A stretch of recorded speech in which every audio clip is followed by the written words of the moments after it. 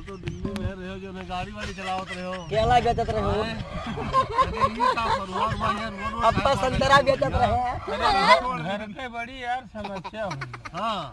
हां समस्या होएगा भैया अब पैसा कौड़ी हुआ तब तो लोन लकड़ी लाओ। हां यहां बात सही है भैया घरे रहे लगी हो हां तब तरकवा थोड़ी कमाई दी रखवा तबिया उठावा फरवा अच्छा भैया हम हारू कहीं चाय दे दी बच्चा अब बाकी में कहीं खाएंगे। हां भैया यही बात हुई क्या हमारे भूखा गाड़ी मारा जाता है फरवा भाने भाने बोलो बन जाता